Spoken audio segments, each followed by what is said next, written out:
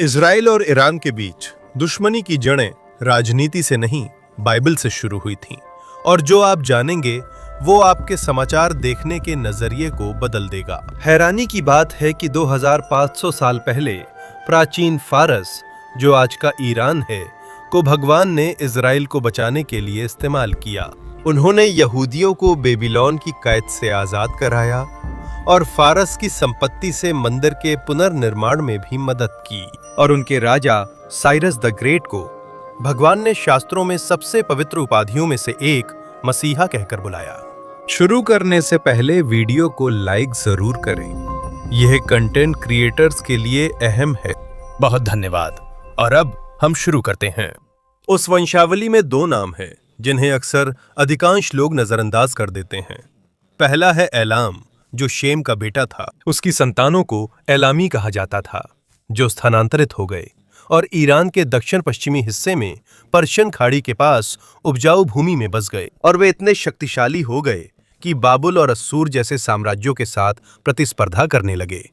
दूसरा नाम है मादाई, जो जापेत का बेटा था और उसकी संतानों को मेड्स कहा जाता था, जो ईरान के उत्तरी हिस्से के पहाड़ों में बस गए। ये लोग कठिनाइयों के आदी थे, मजबूत थे और कठोर वातावरण ने इन्हें निडर योद्धा बना दिया था। समय के साथ इन्होंने ऐसा साम्राज्य बनाया जिसकी ताकत से ये अपने दौर के सबसे शक्तिशाली साम्राज्यों को चुनौती दे सकते थे। लेकिन शुरुआत से ही तनाव था, क्योंकि उत्पत्ति अध्याय 14 में बाइबल का पहला बड़ा युद्ध दर्ज है, जहां पूरब के 4 राजा एकजुट हुए थे और इनका नेतृत्व एलाम के राजा केदोर्लाओमेर ने किया। और उन्होंने कनान पर हमला किया, शहरों को लूट लिया, लोगों को गुलाम बना लिया और अदोनाई के भतीजे लोत को भी पकड़ लिया। एलाम पवित्र शास्त्र में पहला देश था जिसने परमेश्वर में विश्वास करने वाले लोगों पर हमला किया। लेकिन अब अब्राहम चुप नहीं रहे, क्योंकि उसके पास केवल 318 प्रशिक्षित लोग थे। फिर भी उसने उन राजाओं का पीछा किया। अब्राहम ने विश्वास किया, भले ही उसने अपनी जमीन, परिवार और जो कुछ भी वह जानता था सब कुछ छोड़ दिया, ताकि वह एक ऐसे परमेश्वर का अनुसरण कर सके जिसे उसने कभी देखा नहीं था। लेकिन समस्या थी कि सारा की संतान नहीं थी, जैसा कि उत्पत्ति 11:30 में स्पष्ट है। उनकी यात्रा में महान राष्ट्र का वादा उस व्यक्ति को मिला जिसकी पत्नी गर्भ धारण नहीं कर सकती थी। और जैसे जैसे 5 साल 10 साल बीतते गए और हर महीने ऐसा लगता था कि कोई जवाब नहीं आ रहा है। वादा तो बना रहा, लेकिन संतान अब भी नहीं आई। उसने अपनी मिस्री दासी हागर को अब्राहम को दे दिया ताकि उनके संतान हो सके। हागर गर्भवती हो गई और उसका नजरिया सारा के प्रति बदल गया। ईश्वर ने वादा किया कि उसकी संतान बहुत अधिक होगी।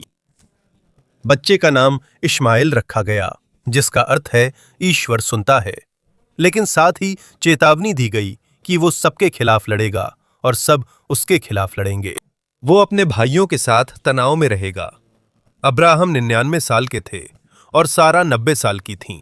और भगवान ने कहा कि सारा के एक बेटा होगा और उसका नाम इसहाक रखा जाएगा और उसी से वाचा आगे बढ़ेगी, इश्माएल से नहीं। अब्राहम झुक गए, वो हंस पड़े। इसके बाद उन्होंने विनती की कि अगर संभव हो तो इश्माएल को भी आशीर्वाद दें। यह कोई समझौता नहीं था, बल्कि एक पिता की अपने प्यारे बेटे के लिए की गई विनती थी। इश्माएल को आशीर्वाद मिलेगा, उसके 12 राजकुमार होंगे और वो एक बड़ा राष्ट्र बनेगा। लेकिन वाचा सिर्फ इसहाक के लिए है। और वहीं से असली जुदाई शुरू हुई। सारा ने इश्माएल को हंसते हुए देखा। ये साफ नहीं था कि वो बस खेल रहा था या चढ़ा रहा था। सारा चाहती थी कि दासी और उसके बेटे को निकाल दिया जाए। अगली सुबह अब्राहम जल्दी उठा।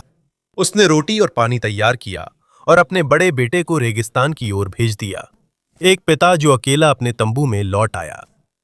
हागर तब तक चलती रही जब तक पानी खत्म नहीं हुआ। उसने इश्माएल को पेड़ के नीचे लिटाया और थोड़ी दूर जाकर रोने लगी, ताकि वो जो होने वाला था उसे न देख सके। लेकिन भगवान ने बच्चे की पुकार सुन ली। भगवान ने हागर की आंखें खोल दीं।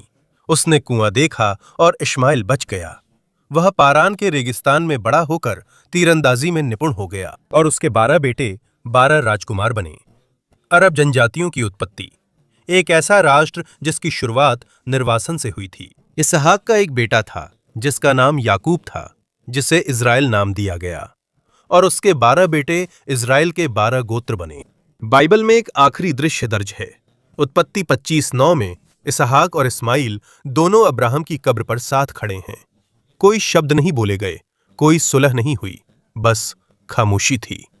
दो राष्ट्र, एक पिता, एक घाव, और उसी घाव से एक ऐसा राष्ट्र निकलेगा जिसे भगवान बड़े उद्देश्य के लिए इस्तेमाल करेंगे। अगर इज़राइल का सबसे बड़ा मददगार राजा भगवान की पूजा न करे तो क्या होगा? और क्या हो अगर भगवान ने उसे उसके जन्म से 150 साल पहले ही उसके नाम से बुलाया हो? इसे समझने के लिए आपको पहले यह जानना होगा कि इज़राइल में क्या हुआ था। यरूशलेम तबाह हो गया था, मंदिर जल गया था और यहूदी लोगों को 70 साल तक बंदी बनाकर बेबीलोन ले जाया गया।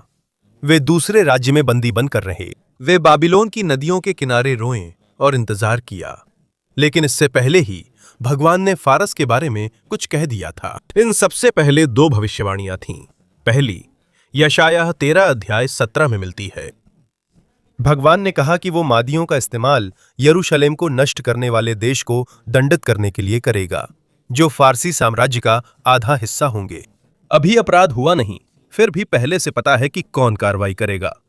दूसरी भविष्यवाणी और भी चौंकाने वाली है, जो यशायाह 44 अध्याय 28 में मिलती है। भगवान ने कहा कि एक अनजन्मे राजा को वो अपने काम के लिए इस्तेमाल करेंगे, और वो वही करेगा जो भगवान चाहेंगे। वो वही होगा जो कहेगा कि यरूशलेम को फिर से बनाया जाएगा और मंदिर को वापस लाया जाएगा।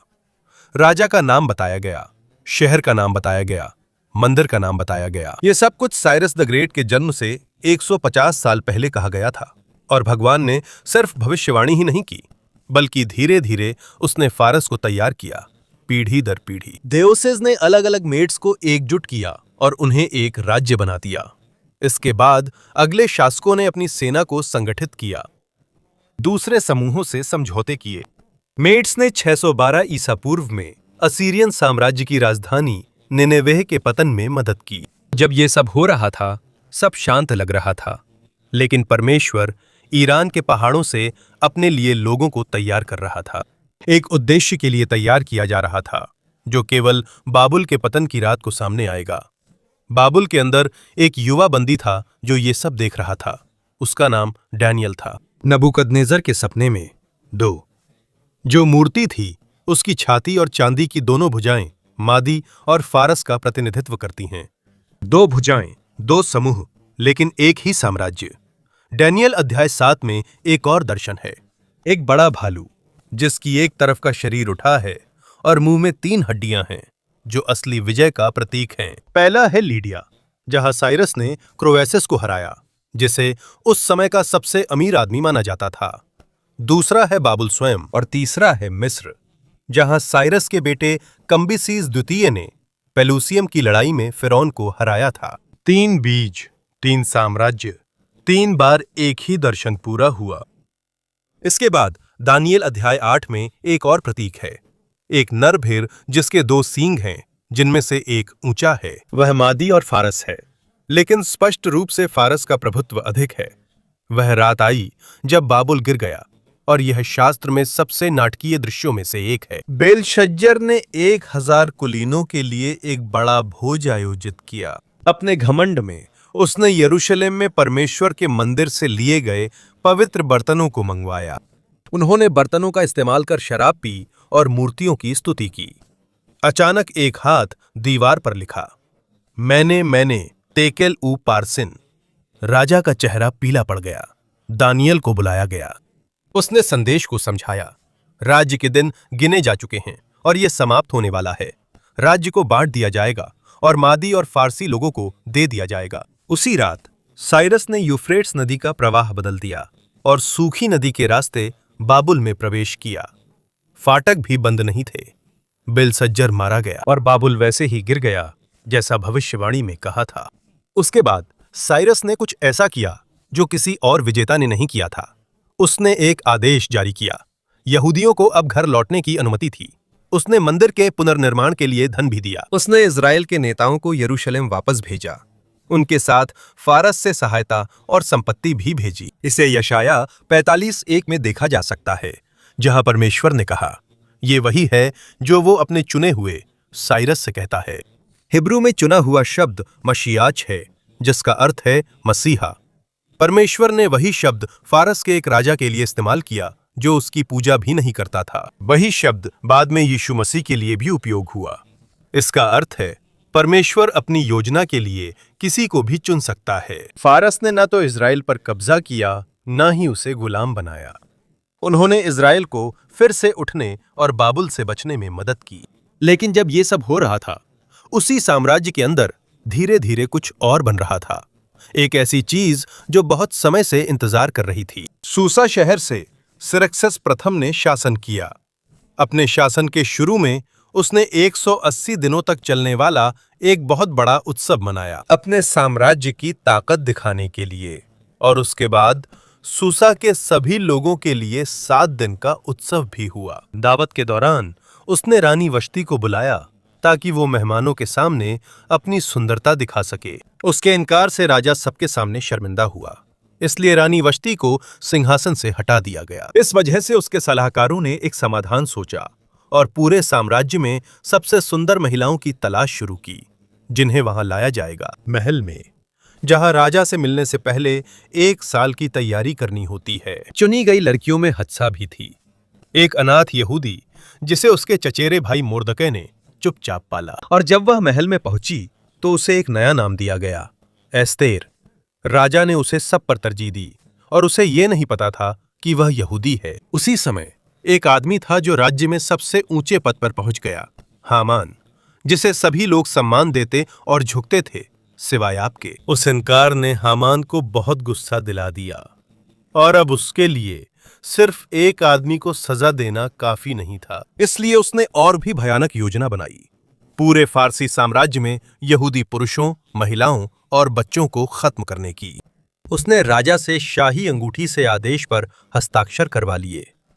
तय दिन पर विनाश की योजना शुरू हुई। लेकिन एक महत्वपूर्ण विवरण है, क्योंकि एस्तेर अध्याय 3 पद 1 में लिखा है, और वह सिर्फ एक साधारण नाम नहीं है, क्योंकि अगाग अमालेकियों का राजा था जो एसाव की संतान थे। निर्गमन अध्याय 17 में ही परमेश्वर ने कह दिया था कि अमालेक के खिलाफ लगातार युद्ध होता रहेगा। 1 शमूएल 15 में राजा शाऊल को आदेश मिला कि वो उन्हें और उनके राजा को पूरी तरह नष्ट करे, लेकिन उसने ऐसा नहीं किया।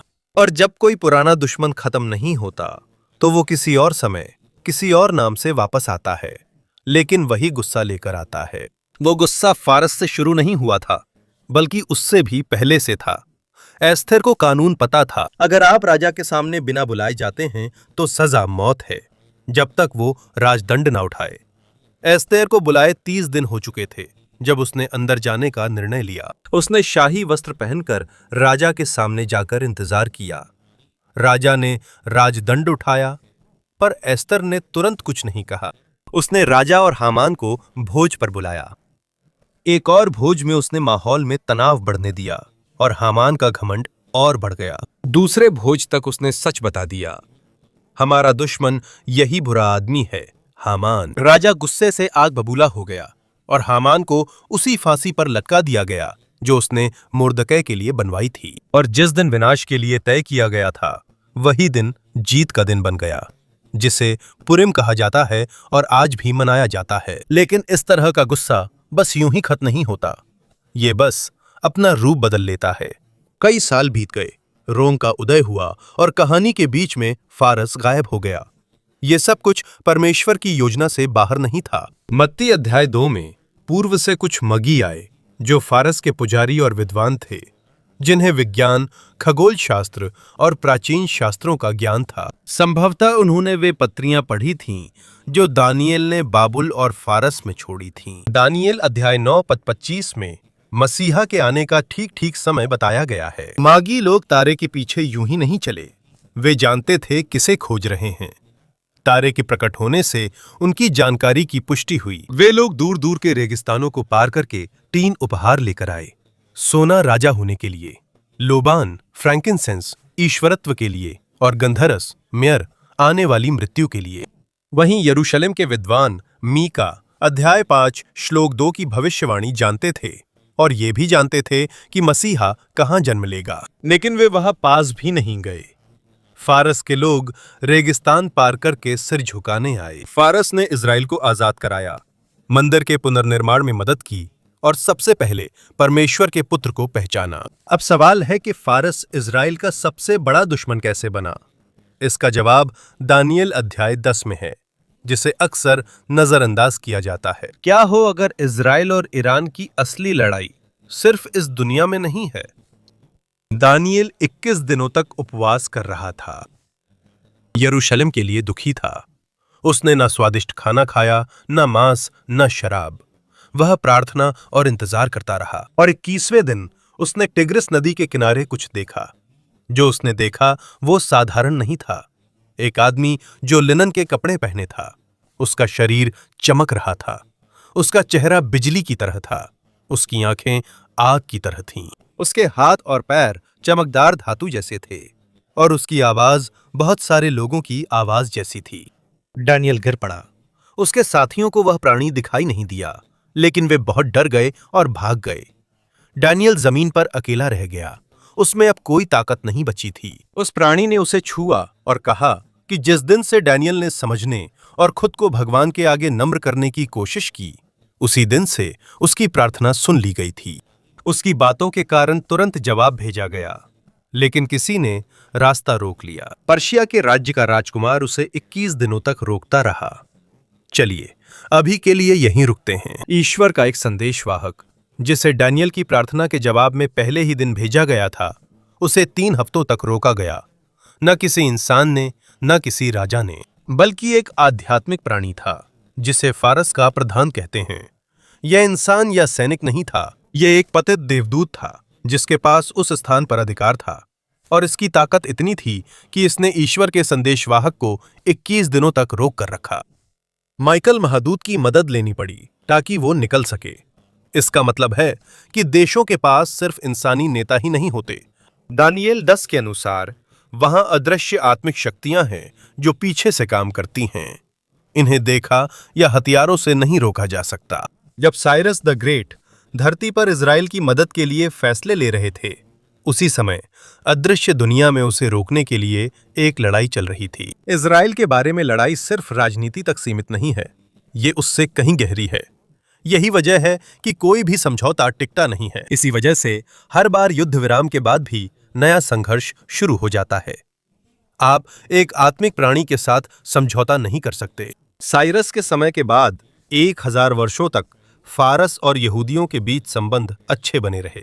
साइरस और एस्तर के बाद लंबे समय तक संबंध अच्छे रहे।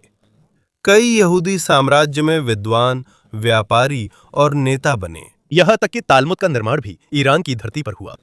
फारस के शासन के दौरान वहां यहूदियों का जीवन कई पीढ़ियों तक समृद्ध हुआ। ये उस समय की नफरत की कहानी नहीं है, ये एक समझौते और मेलजोल का रिश्ता था। लेकिन 7वीं सदी में बदलाव आया। अरबों ने फारसी साम्राज्य पर कब्जा कर लिया।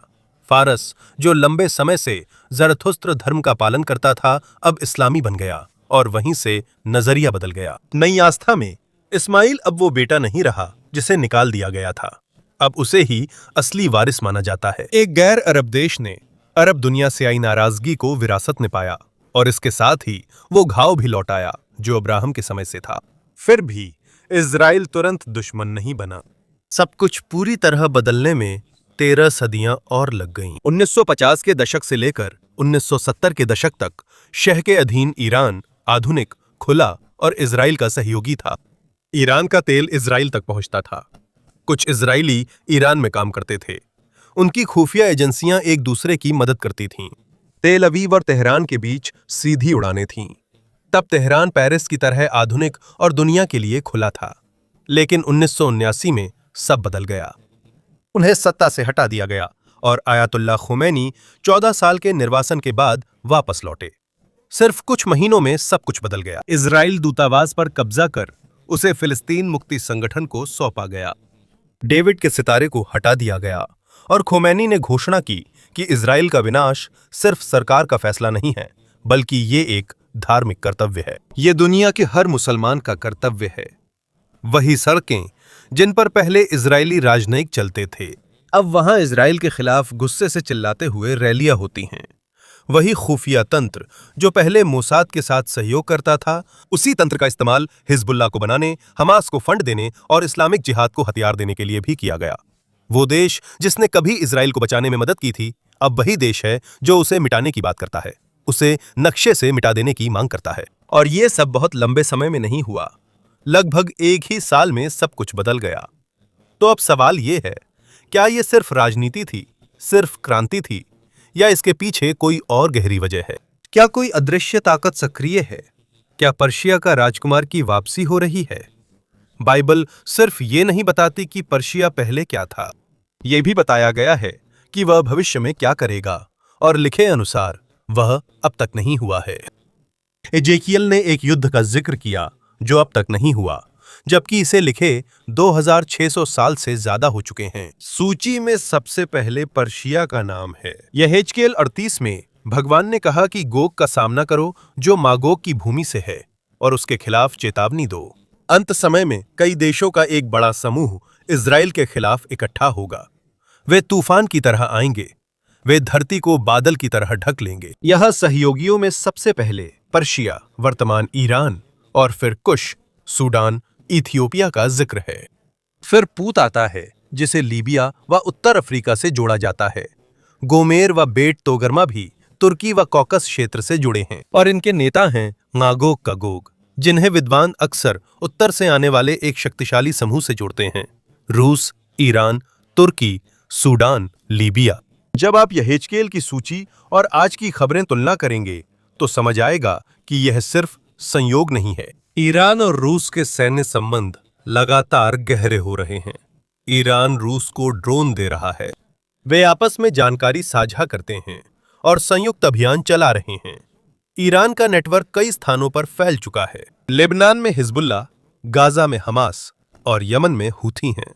तुर्की पश्चिम के प्रभाव से दूर जा रहा है। सूडान और लीबिया मॉस्को और तेहरान के प्रभाव के लिए खुले हैं। और अब जब लीबिया में हैं, फरवरी 28 के बाद इस्लामी गणराज्य संकट में है, तो सवाल ये नहीं है कि गठबंधन बनेगा या नहीं, सवाल ये है कि आगे क्या होगा। जिस समूह का वर्णन यहेजकेल ने 2600 साल पहले किया था, वो आज बनता हुआ दिख रहा है।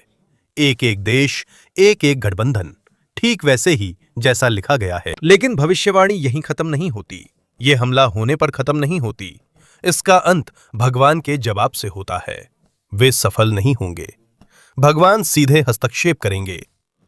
भूकंप, आग और इतनी जबरदस्त अफरा तफरी होगी कि सेनाएं आपस में ही लड़ने लगेंगी। और यहेजकेल 38:23 में साफ साफ लिखा है, ईश्वर खुद को कई देशों के सामने प्रकट करेंगे, और तभी वे जान पाएंगे कि वह कौन है। पर्शिया, जिसने साइरस द ग्रेट और एस्तर के समय इजराइल की मदद व रक्षा की थी, वही गोग के समय इजराइल पर हमला करेगी। ऐसा लगता है जैसे पूरी कहानी पूरी हो गई है।